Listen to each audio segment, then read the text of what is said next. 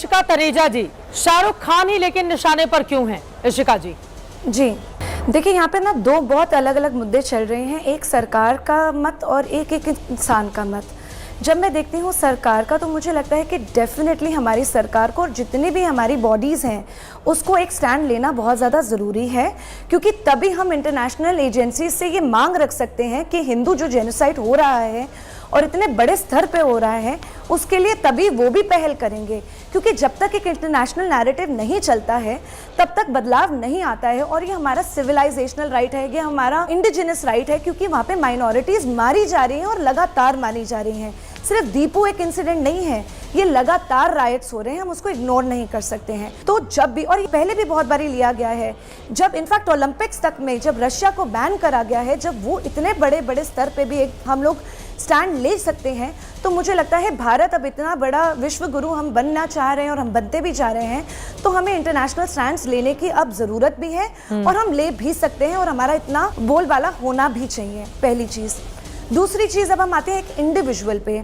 वहाँ पे definitely bidding हुई और उन्होंने 9.2 करोड़ में एक क्रिकेटर को खरीदा, पर वो क्यों इतने उत्सुक हुए उसी क्रिकेटर को खरीदने के लिए? उसकी परफॉर्मेंस अच्छी है। वहाँ पे भी मुझे एक बहुत बड़ा दोगलापन जो नजर आता है। उसकी परफॉर्मेंस अच्छी है, या तो बांग्लादेश के क्रिकेटरों को बैन कर दिया जाता है कि आईपीएल के अंदर ऐसा नहीं है कि बाकी क्रिकेटर्स अच्छे नहीं हैं, लेकिन क्या होता है, ये दोगलापन मुझे कहाँ पे रेपिटेटिवली नजर आता है कि वो जब हिंदू जेनोसाइड्स हो रहे होते हैं वो कोई आवाज नहीं उठाते हैं, गाजा राफा के ऊपर बात उठा लेते हैं, क्योंकि कहीं ना कहीं देखिए उनको ये दिखाई देता है कि उनकी एक मुस्लिम ऑडियंस है जो इंटरनेशनली उनकी ऑडियंस है, जो गल्फ में उनकी ऑडियंस है, दूसरा जो ग्लोबली तो है ही है, डोमेस्टिक ऑडियंस है जो उनको सपोर्ट करती है, वो उनके खिलाफ भी नहीं बोलना चाह रहे हैं, क्योंकि कहीं ना कहीं वो फिल्मों पे उसके असर भी डालेगा। 9.2 करोड़ ऑनेस्टली शाहरुख खान के लिए इतने बड़ी बात नहीं है कि वो एक प्लेयर को साइड ना कर पाए, लेकिन उनको आज उन हिंदुओं का साथ तो निभाना चाहिए, क्योंकि उनकी आवाज इंटरनेशनली जाती है और मुझे अभी भी यकीन है कि शायद वो इस बात को उठाएंगे और हमारा साथ देंगे, क्योंकि मैं अगर वो एक हिंदू बीवी रख सकते हैं तो हिंदुओं का साथ तो देना उनको बनता भी है।